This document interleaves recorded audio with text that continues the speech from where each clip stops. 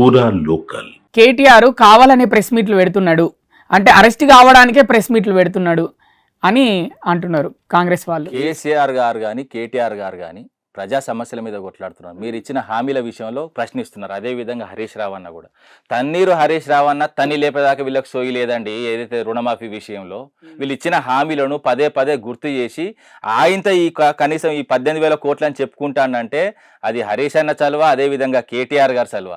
ఎందుకంటే ఇచ్చిన హామీలు మర్చిపోయి గాఢ నిద్రలో ఉన్నారు వీళ్ళు ప్రభుత్వానికి వచ్చింది పైసలు సంపాదించుకోనికి, జమ చేసుకోనికి, అధికారం ఎంజాయ్ చేయనికి తప్ప ప్రజలకు చేస్తాను ఒక హామీ చూపించండి. 6 గ్యారెంటీల్లో మహాలక్ష్మిని దరిద్ర లక్ష్మి చేసిళ్ళు. అదేవిధంగా రైతు భరోసా ముందే చెప్పిన, ఇప్పుడు రైతు భరోసా ఇవ్వట్లేదు. అదేవిధంగా గృహజ్యోతి ఎవరికి వస్తుందో ఎవరికి పోతుందో తెలియదు. అదేవిధంగా ఇందిరమ్మ ఇండ్లు అన్నాడు. ఇందిరమ్మ ఇండ్ల విషయంలో చాలాసార్లు జోకులు వేసుకునేది, ఏందిరా ఈ అమ్మాయి ఇండ్లు అని అనుకునేది. అలాంటి ఇండ్లు ఎవరికి కావాలండి? మేము డబుల్ బెడ్రూమ్లు కట్టించాము. అగ్గిపెట్ట లాంటి ఇళ్ళకి వెళ్ళి తీసుకొచ్చి డబుల్ బెడ్రూమ్ కట్టిస్తే డబుల్ బెడ్రూమ్ క్వాలిటీ లేదు, గ్యూటీ లేదు అన్నాడు. మరి ఇప్పుడు మూసీ నది కూలిన ప్రజలు తీసుకుపోయి నువ్వు ఎక్కడ పెడుతున్నావు? అదేనే కదా, నువ్వేమైనా కొత్తగా ఏమైనా తీసుకొచ్చి పెట్టినావా? వాళ్ళకు మేము కట్టించిన ఇళ్ళల్లో మళ్ళీ తీసుకొచ్చి పెడుతున్నావు కదా. నేనేమంటున్నా అంటే చేయూత అన్నాడు. అదేవిధంగా చేయూత ఏది మా ప్రభుత్వం వస్తే 4,000, ఇప్పుడు మీరు తీసుకుంటే 2,000, మా ప్రభుత్వం వస్తే 4,000 అమ్మ, డిసెంబర్లో వస్తుంది మా ప్రభుత్వం అంటే ఇప్పుడు 4,000 ఎవరికి వచ్చినాయండి? అదేవిధంగా మహిళలకు ఏదైతే మహిళా విద్యార్థులకు స్కూటీలు ఇస్తాడు, ఒక్క స్కూటీ చూంచండి. అదేవిధంగా ఏమన్నాడండి, 10 పాస్ అయితే ఇంత, ఇంటర్ పాస్ అయితే అంత, డిగ్రీ పాస్ అయితే ఇంత, పీజీ చేస్తే ఇంత, పిహెచ్డి చేస్తే ఇంత. మరి ఇవ్వండి పైసలు. ఒక పేద మహిళ పెళ్లి చేసుకుంటే మేము 1,00,000 రూపాయలు ఇచ్చినాం, నువ్వు తులం బంగారం ఇస్తాను, ఈ సమంతాన్ని ఇచ్చినావా? ఇప్పుడు ప్రభుత్వం వచ్చిన తర్వాత ఇప్పుడు 4 లక్షల పెళ్ళి అయినాయి రాష్ట్రంలో. ఎవరికి ఇచ్చినావు నువ్వు? కళ్యాణ లక్ష్మి.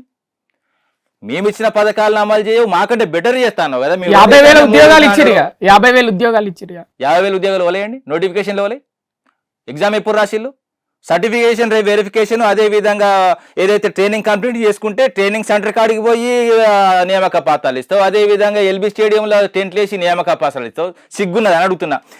ఏదైతే ప్రభుత్వం వచ్చిన తర్వాత 2 లక్షల ఉద్యోగాలు 6 నెలల్లో నోటిఫికేషన్ వేసి సంవత్సరం లోపల ఫిల్ చేస్తాను. మరి 2 లక్షల ఉద్యోగాలకు నాకు జోన్సు. నువ్వు మగవనివి అయితే నీ 2 లక్షల ఉద్యోగాలకు సంబంధించిన 6 నెలల్లో నోటిఫికేషన్లు ఇస్తాను. అదేవిధంగా అవి జోన్సు. అదేవిధంగా మొన్నటికి 2 నెలల కింద వీళ్ళు ఏమన్నారు, మొత్తం జాబ్ గ్యారంటీ వేస్తున్నారు. అదేవిధంగా క్యాలెండర్ వేస్తున్నారు, జాబ్ క్యాలెండర్ ప్రతి నెల ఈ నెల గిది, ఈ నెల గిది, ఈ నెల గిది అని పెట్టిండు.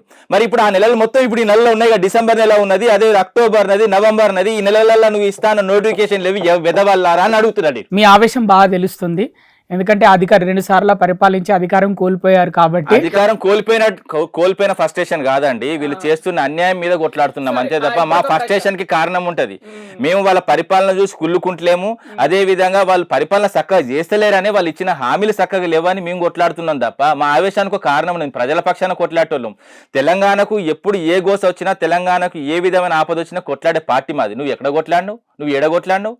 మిమ్మల్ని తొక్కొచ్చినా అంటుండు కదా, మీరు ఏమి అభివృద్ధి చేసి తొక్కే వచ్చిండు, పొంగులేటిని తొక్కొచ్చిండు, అదే విధంగా బట్టిని తొక్కొచ్చిండు, అదే విధంగా సీనియర్ కాంగ్రెస్ నాయకులను తొక్కొచ్చిండు. తొక్కొచ్చిన అంటే ఆ విధంగా తొక్కొచ్చిండా? నీకు తెలియదా? తొక్కొచ్చిందంటే బీఆర్ఎస్ వాళ్ళని తొక్కొచ్చిండు. లేదు, మా పార్టీ అండి, మాకు సంబంధం లేదు. ఆయన వచ్చిండు అని టీడీపీలో పోయిండు, టీడీపీలోకి వెళ్ళి అందరిని తొక్కుంటే గిట్ట.